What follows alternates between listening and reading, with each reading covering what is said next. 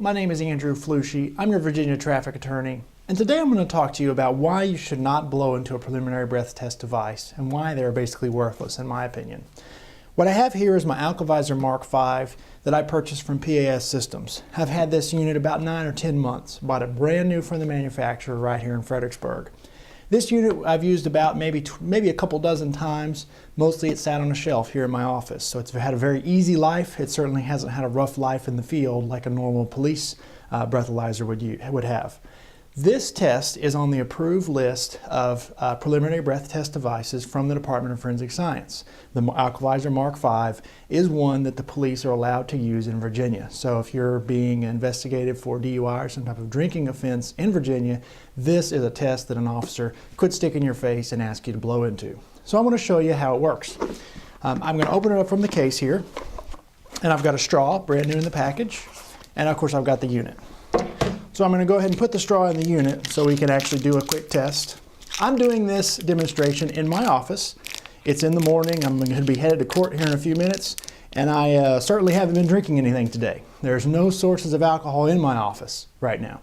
So basically the way this test works is first it does an air check. It needs to see if there's any ambient alcohol in the air before it's going to let the person do a breath test.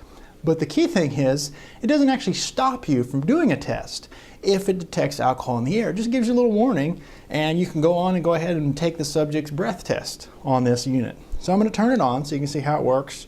Press a little button. It's got a little logo coming up, and it says air check processing weight, blank result 0.038. So it's saying that right now in my office is 0.038 of alcohol. It's asking me to blow.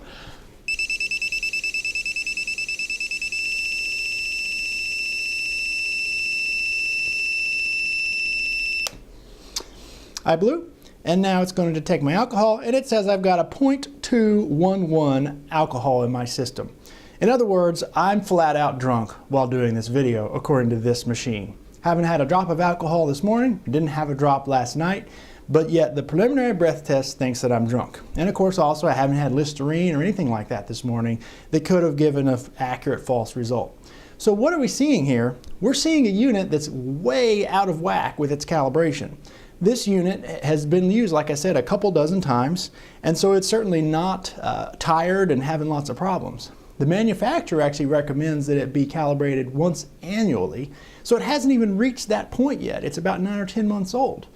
Now, for this unit, I'm going to be sending it over to the manufacturer to get it calibrated so I can do some more tests and show you how it works and show you some false positives and things like that.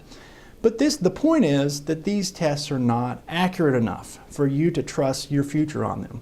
If you blow a 0.08 or higher into a preliminary breath test, that is all the officer needs in a lot of cases to arrest you for a DUI, especially when they combine that with a faint odor of alcohol, with some statement you made that you had a couple beers with dinner, and you blow a 0.08 into this machine, that's going to be a DUI arrest. And as you can see, I just blew a 0.2. That's a case where I would get 10 days of jail if found guilty at a 0.2. Now, in my case, surely the breath test at the station would not register any alcohol, but the preliminary breath tests are just simply not reliable enough for you to trust your future on them.